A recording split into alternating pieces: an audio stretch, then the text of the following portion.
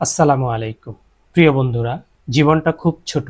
এই ছোট জীবনে কিছু নীতি মেনে চললে জীবনটা অনেক সুন্দর এবং সাফল্যমণ্ডিত হবে।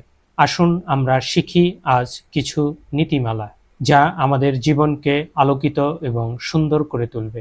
সততা ও ন্যায় বিচার। সত্য একসময় কষ্ট দেয়, কিন্তু মিথ্যা সারা জীবন মানুষকে পুড়িয়ে ছারখার করে দেয়। সততা এমন এক পুঁজি যা কখনোই ধ্বংস হয় না। টাকা পয়সা হারিয়ে যায়, কিন্তু সততা অর্জন হলে তা সারা জীবন রয়ে যায়। ন্যায় বিচার না থাকলে সমাজ কখনো টিকতে পারে না। ছোট হোক বড় হোক, অন্যায়ের বিরুদ্ধে দাঁড়াতে শিখুন।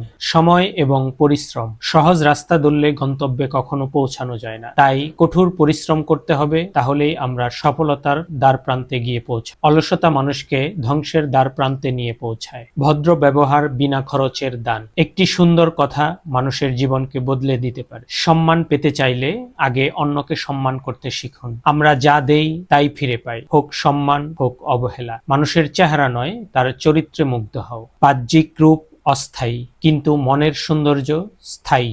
জ্ঞান ও শিক্ষা।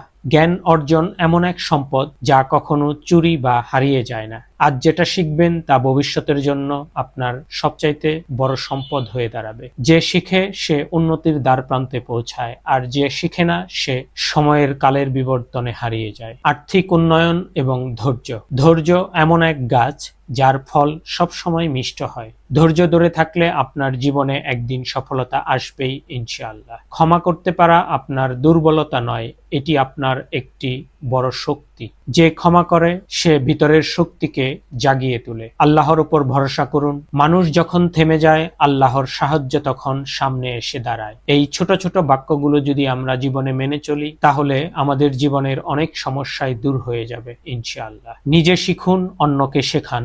নিজের জীবন বদলান, সমাজকেও বদলিয়ে দিন এবং সমাজকে উন্নতির দিকে নিয়ে চলুন। আল্লাহ হাফেজ।